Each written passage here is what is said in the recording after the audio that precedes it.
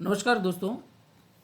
एक बार फिर एमएससी के सभी स्टूडेंट्स के लिए मैं बहुत बढ़िया टॉपिक जो कि CHNN 603 जो इनऑर्गेनिक वाले स्टूडेंट्स है उसका एंटायर पेपर जो कोऑर्डिनेशन केमिस्ट्री में 603 वाला है उसका एक बहुत अच्छा टॉपिक जो कि क्रिस्टल फील्ड थ्योरी के बारे में है।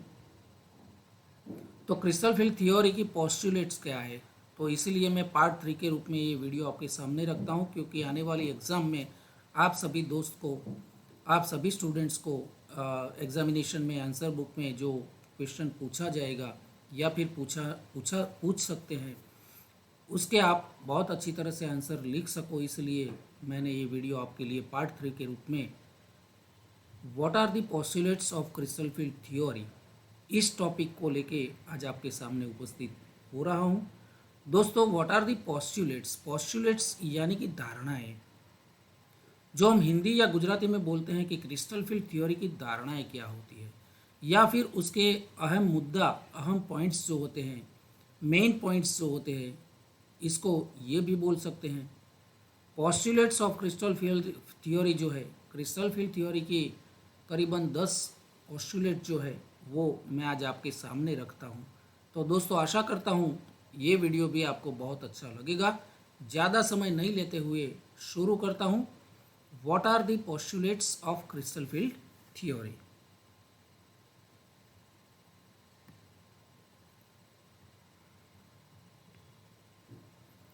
दोस्तों, the crystal field theory considers, as we know that this theory considers that the metal ion is situated in the electric field caused by the surrounding ligands। यानी कि crystal field theory हमें बताती है, सबसे पहले और सबसे पहला मुद्दा जो है, बहुत important point is that crystal field theory हमें बताती है कि कॉम्प्लेक्स कंपाउंड के अंदर जो मेटल आयन होता है वो एक केंद्र बन जाता है, सेंटर, या फिर उसको हम बोल सकते हैं सेंट्रल मेटल आयन, क्योंकि वो केंद्र में होता है और उसकी सराउंडिंग में जो लिगेंड्स होते हैं, ऑक्टाहेड्रल होता है तो 6 लिगेंड होते हैं, टेट्राहेड्रल कॉम्प्लेक्सिस फॉर्म होता है तो 4 लिगेंड हो गए, स्क्वायर प्लेनर में भी 4 लिगेंड हो गए।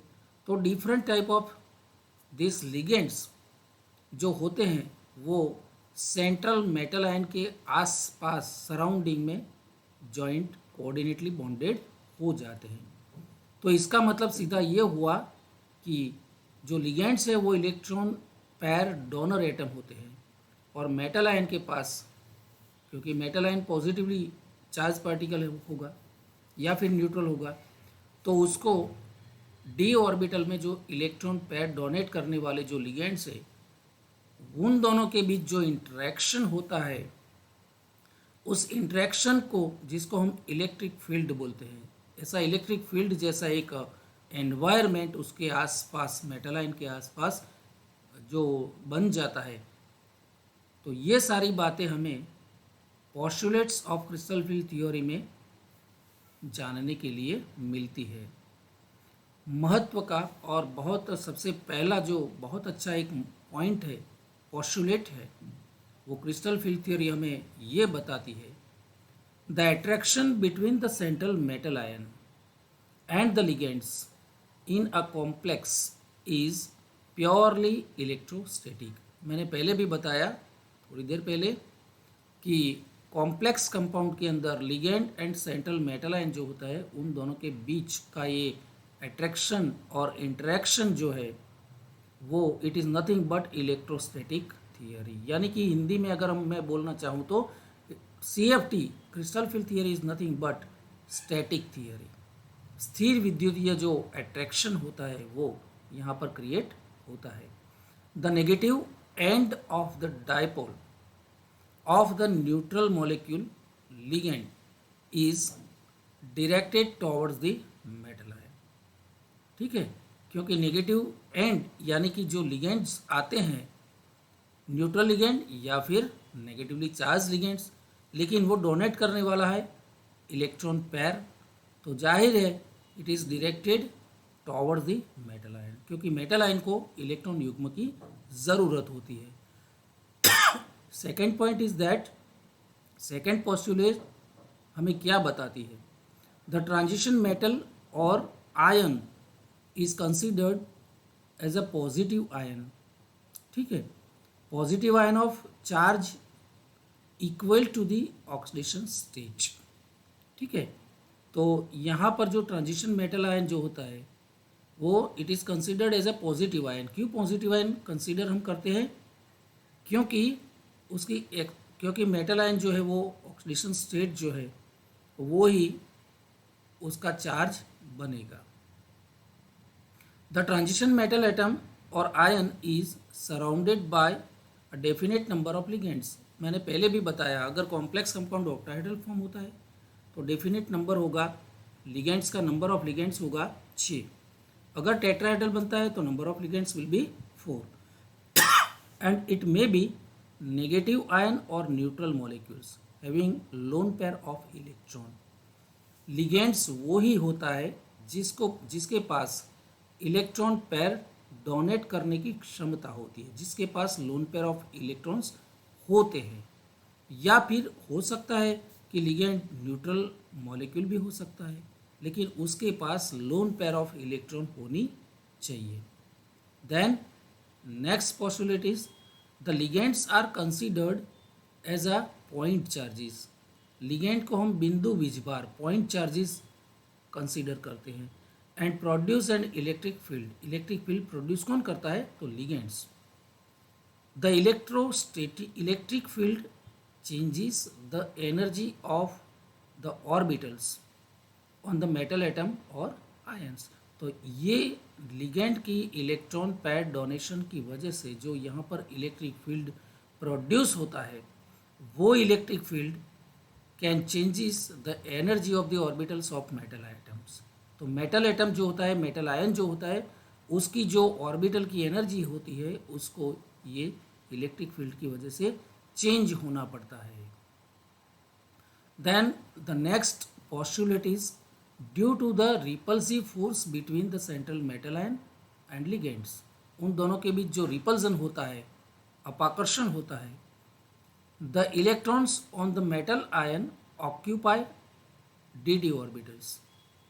ठीक है, क्योंकि जो लिगेंड्स की तरफ से जो इलेक्ट्रॉन पेयर डोनेट होती है वो मेटल आयन की डी ऑर्बिटल के अंदर ऑक्यूपाई होती है as far as possible from the direction of approach of the ligand.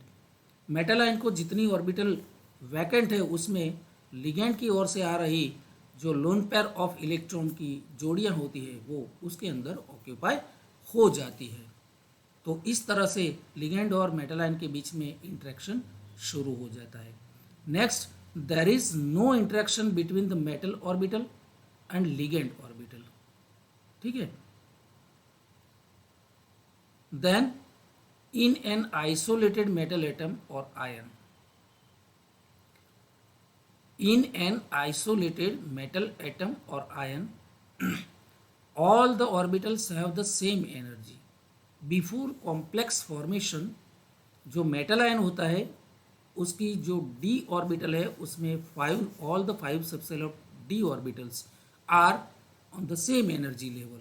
For example all 5 D orbitals like D X Y D Y Z D Y है ना, D X Y D Y Z D X Z, then e g orbital वाला D X square minus Y square and D Z square, all this 5 subshell of D orbitals are quite same energy.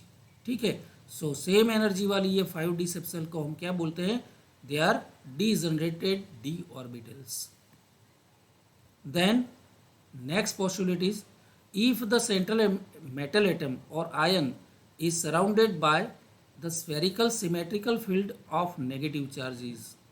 अगर negative charges की वजह से ligand की तरफ से जो produce हुआ है जो इलेक्ट्रिक फील्ड या फिर नेगेटिव चार्जेस, तो उसकी वजह से स्फेरिकल एंड सिमेट्रिकल फील्ड जो प्रोड्यूस होता है वो द डी ऑर्बिटल्स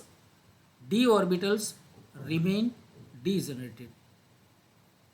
तो अगर वो सिमेट्रिकल होगा, नेगेटिव चार्ज जो सराउंडेड बाय लिगेंड्स जो है वो सही में स्फेरिकल एंड सिमेट्रिकल होगा, तो फिर डी ऑर्बिटल्स जो है मेटल आयन की वो रिमेन एज सच, वो डिजनरेट ही रहेगी, उसकी एनर्जी चेंज नहीं होगी, स्प्लिटिंग नहीं होगा। लेकिन however the energy of the orbital is raised due to the repulsion, तो वहाँ पर सराउंडेड लिगेंड की वजह से ये जो मेटल आयन की डी ऑर्बिटल्स है उसमें कोई स्प्लिटिंग नहीं होगा अगर इक्वली या स्फेरिकल सिमेट्रिकल फील्ड क्रिएट होता है तो। लेकिन उसकी एनर्जी थोड़ी ज़्यादा बढ़ जाएगी, यानी कि रेज्ड, किसकी वजह से? Due to the repulsion between the field and the electron on the metal atom. ठीक है, इलेक्ट्रिक फील्ड की वजह से and the electron of the metal ion, उन दोनों की वजह से थोड़ा उसके बीच जो रिपल्जन होगा उससे डी ऑर्बिटल की एनर्जी थोड़ी ज़्यादा होगी, रेज होगी। Then next possibilities, in most transition metal complexes, ज़्यादातर मेटल कॉम्प्लेक्सेस में क्या होता है? The d orbitals are affected differently, ठीक है, and that degeneracy gets lost due to the field produced by the unsymmetrical और एसिमेट्रिकल लिगेंड्स। लेकिन ज़्यादातर कॉम्प्लेक्सिस में, कोई रेयर कॉम्प्लेक्सिस में स्फेरिकल सिमेट्रिकल फील्ड क्रिएट होता है, लेकिन ज़्यादातर most of complexes are affected differently and their degeneracy gets, ये स्फेरिकल सिमेट्रिकल फील्ड क्रिएट नहीं होने की वजह से ज़्यादातर कॉम्प्लेक्सिस में क्या होगा? दे गेट्स लॉस्ट, डिजनरेसी उसकी लॉस्ट हो जाएगी और डी ऑर्बिटल्स में be divided into two parts, जो मैंने अगले वीडियो में बताया था उस तरह से डी ऑर्बिटल गेटिंग और गेट्स स्प्लिटेड। ओके, तो डी ऑर्बिटल का स्प्लिटिंग हो जाएगा और किसकी वजह से? Due to the field produced by the asymmetrical ligands, unsymmetrical या एसिमेट्रिकल जो लिगेंड्स है उसकी वजह से डी ऑर्बिटल में स्प्लिटिंग होगा। तो दोस्तों ये सारी जो 10 postulates of crystal field theory थी वो बहुत अच्छी तरह से और बहुत सरल लैंग्वेज में मैंने बताने का प्रयास किया है। आशा करता हूँ हिंदी में जो बच्चे पढ़ाई कर रहे हैं एमएससी वाले कोऑर्डिनेशन केमिस्ट्री में, उनको भी ये लैंग्वेज, सरल लैंग्वेज समझ में बहुत आसानी से समझ में आ सकती है। और जो बच्चे इंग्लिश मीडियम में पढ़ाई कर रहे हैं उनके लिए भी ये जो पीपीटीज़ मैंने तैयार किए हैं, ये स्लाइड्स मैंने इंग्लिश में मटेरियल प्रोवाइड किया है, तो आप आंसर बुक में इंग्लिश की नोट भी लिख सकते हैं। आशा करता हूँ दोस्तों ये वीडियो भी आप सबको बहुत अच्छा लगा होगा। फिर से एक बार दोहराता हूँ कि इस वीडियो को बहुत बहुत लाइक कीजिए, उसको शेयर कीजिए एंड अभी तक मुझे सब्सक्राइब नहीं किया है तो बहुत जल्द सब्सक्राइब कर लीजिए ताकि आने वाले वीडियोज़ में आपको बहुत सारा मटेरियल मैं प्रोवाइड कर सकूँ। तब तक के लिए धन्यवाद।